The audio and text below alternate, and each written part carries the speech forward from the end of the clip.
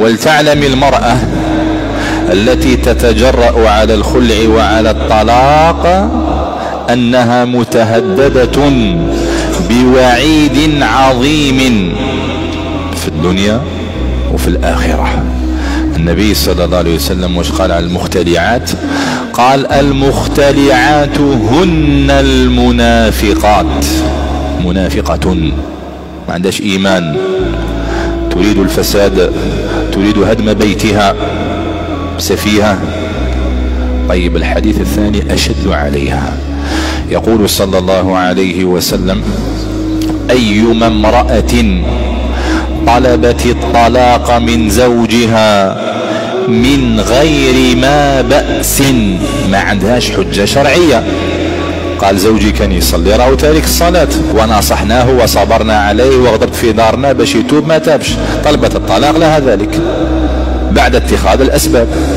قال يتعاطى المسكرات والمخدرات لها ذلك بعد اتخاذ الأسباب في هدايته. يخالط النساء الزنا والفواحش لها ذلك.